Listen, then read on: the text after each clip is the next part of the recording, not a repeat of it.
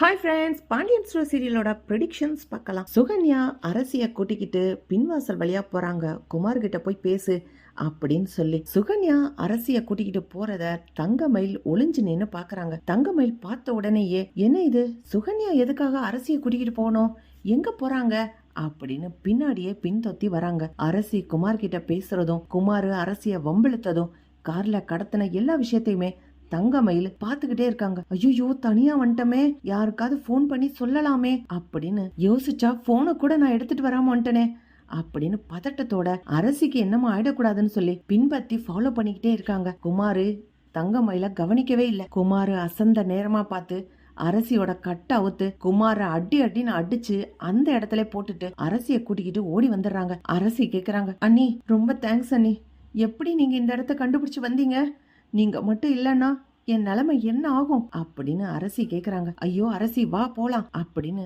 தங்கமயில் கூட்டிக்கிட்டு வராங்க. வீட்டுல எல்லாரும் அரசிய தேட ஆரம்பிச்சிடுறாங்க. அரசி வீட்டுல இல்ல அப்படின்னு யோசிச்ச உடனே கோமதி அழுதுகிட்டே சரவணன் செந்தில் கிட்ட எல்லாம் கேக்குறாங்க, எங்கடா அரசி எங்க காணோன்னு.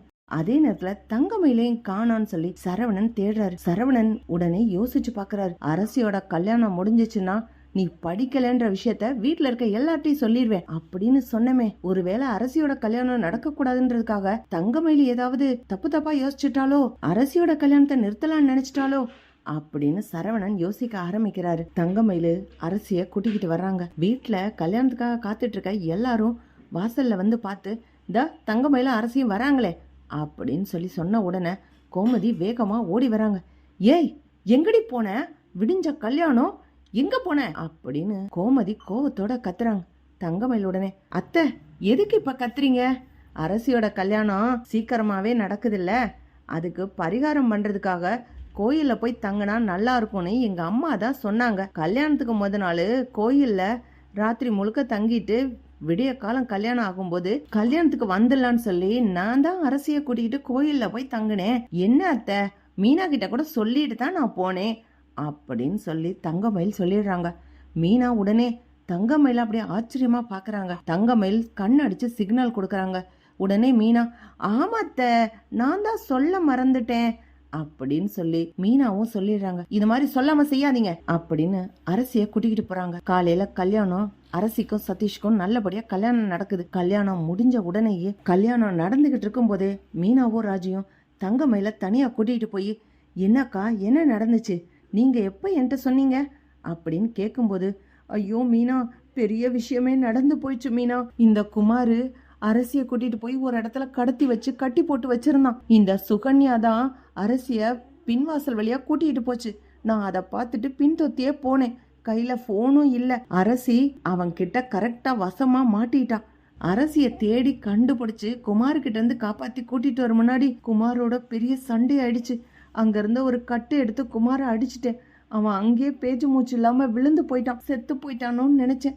எப்படியாவது அரசியோட கல்யாணம் நல்லபடியா நடக்கணும். என் நிலைமை என்ன ஆனா எனக்கு என்ன, எப்படி இருந்தாலும் நான் இந்த வீட்டை விட்டு போக போறவ தானே, நான் ஜெயிலுக்கு போனா கூட எனக்கு ஒன்னும் கவலை இல்லை அப்படின்னு தங்கமயில் அழுதுகிட்டே சொல்றாங்க. தங்கமயில் மீனா கிட்ட பேசிக்கிட்டு இருக்கத சரவணன் பின்னாடி நின்று ஒட்டு கேக்குறாரு. ஏய் தங்கமயில், நீ சொல்றதுல உண்மையா அப்படின்னு சரவணன் கேக்கும்போது, ஆமா மாமா, சுகன்யா அக்கா கூட தான் அரசி போச்சு. அரசி போய் அந்த குமார்கிட்ட பேசுனது வரைக்கும் நான் பார்த்தேன். நான் உங்களுக்கெல்லாம் சொல்லலாம்னு நினைச்சேன். நான் போனை கையில எடுக்காம போயிட்டேன். பின்னாடி துணி காஞ்சதை எடுக்கலான்னு போகும்போதுதான் இவங்க 2 பேரும் ஒளிஞ்சு போறதா பார்த்தேன். சுகன்யா கிட்ட கேட்டா ஏதேதோ உளர்னாங்க.